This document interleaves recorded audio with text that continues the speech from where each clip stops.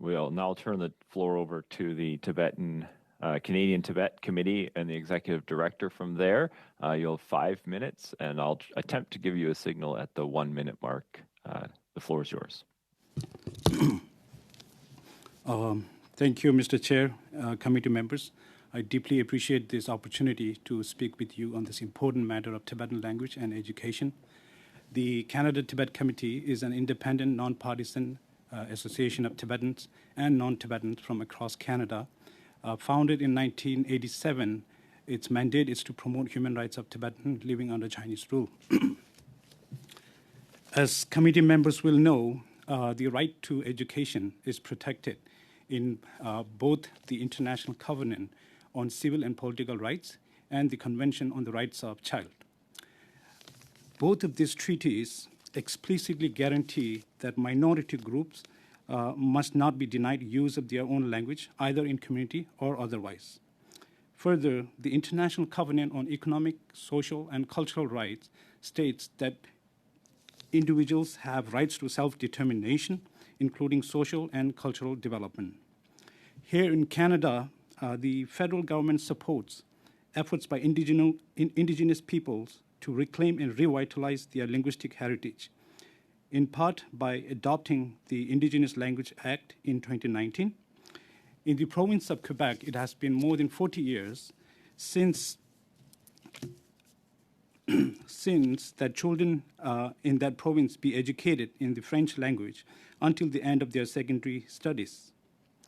It is also interesting to note that the government of China has adopted its regional national autonomy law, which clearly states in the Article 37 that the organs of self-government of national autonomous areas shall independently develop education for the nationalities and shall, whenever possible, use textbook in their own languages and use languages as the medium of instruction.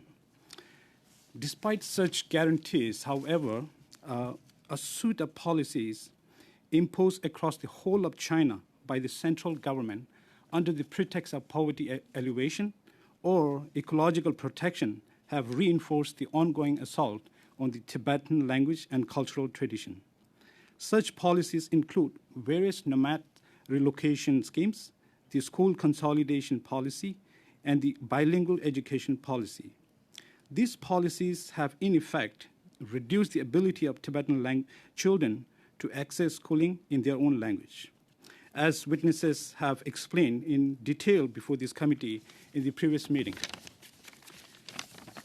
A few years ago, Global Affairs Canada funded a project to support efforts by the Tibetan exile community in India and Nepal to deliver quality education in the Tibetan language.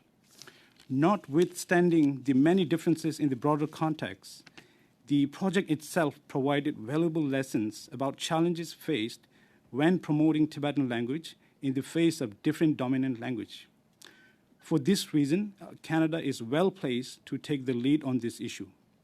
Therefore, in conclusion, we wish to make the following recommendations for the committee's consideration. Number one, open a dialogue with the appropriate counterparts from the National People's Congress on the matter of minority language and education in Tibet. Number two, invite visiting parliamentarians from China to indigenous communities and to Quebec in order to share Canadian experiences regarding the protection and promotion of minority languages.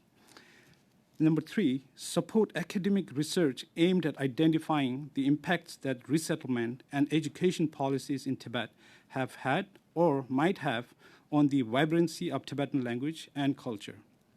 Number four, encourage the Canadian Embassy in Beijing to develop Canada Fund project related to Tibetan language education, including support for Tibetan language lending libraries or training of Tibetan language teachers. And finally, number five, advocate on behalf of Tibetan human rights defenders who uphold linguistic rights. Thank you. Well, thank you,